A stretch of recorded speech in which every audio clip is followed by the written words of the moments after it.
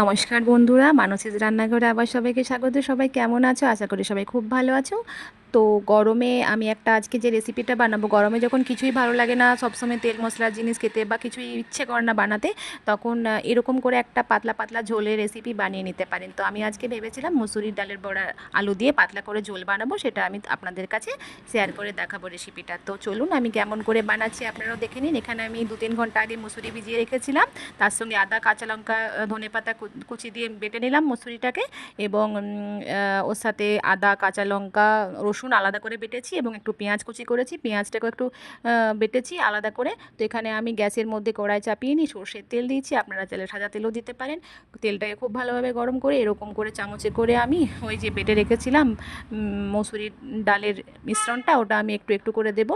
দেখুন কি সুন্দর বড় বড় করে ফুলেছে, এবং লাল লাল করে ভাজাতক্য ওয়েট করব, এবং ভাজা হয়ে গেলে তুলে নেবো। এটা খুব মিডিয়াম আঁচে ভাজতে হবে যাতে পুড়ে না যায়, এবং ওই তেলের মধ্যে আরও বাকি মিশ্রণটি বড়া করে ভেজে নেব।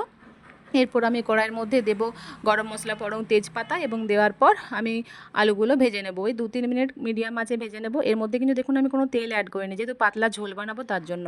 তো যা তেল ছিল বড়ার মধ্যে আমি সেগুলো ভেজেছি। এরপর আমি আলুগুলো একটু ভাজা ভাজা হয়ে যাওয়ার পর ওর মধ্যে আমি ওই আদা, রসুন, কাঁচা লঙ্কার পেস্টটা এবং পেঁয়াজ বাটা সব আমি অ্যাড করে দিলাম, এবং ভালোভাবে 2 থেকে 5 মিনিটের মতন কষিয়ে নেব। এর মধ্যে এখন আমি কোনো মশলা অ্যাড করিনি। আর এখানে একটু টেস্টটা ভালো হওয়ার জন্য টমেটো কেচাপ দিয়েছি, আপনারা চাইলে টমেটো বাটাও দিতে পারেন, আরও ভালো লাগবে বেশি। তো টমেটো কেচাপ দিলে টেস্টটা একটু আলাদা ধরনের হবে। এরপরে আমি একটা ঘোল করে রেখেছিলাম মশলা, নুন, হলুদ, জিরে গুঁড়ো, লঙ্কা গুঁড়ো, একটু চিনি, ওটা আমি 2 মিনিটের মতন ভিজিয়ে রেখেছিলাম, ওই ঘোলটার মধ্যে দিয়ে দিলাম, এবং ভালো করে মশলাগুলো আলুর সাথে কষিয়ে নিলাম, এবং 2 থেকে 5 মিনিট এর মধ্যে ফুটতে দিলাম। দেখলাম আলুগুলো সেদ্ধ হয়ে গেছে। এরপর আমি ভাজা পোড়াগুলো দেওয়ার পর একদম একটু মতন ফোটাবো, বেশিক্ষণ ফোটাবো না, কারণ এ গলে যাবে। তারপর আমি গ্যাসটাকে বন্ধ করে দেবো। তো হয়ে গেল আমার এখানে পাতলা পাতলা বড়া আলু দিয়ে ঝোল। আপনারা অবশ্যই বাড়িতে ট্রাই করবেন। আর আমার চ্যানেলের রেসিপিগুলো কেমন লাগছে অবশ্যই কমেন্ট বক্সে লিখতে ভুলবেন না, এবং সাবস্ক্রাইব করে সাপোর্ট করবেন।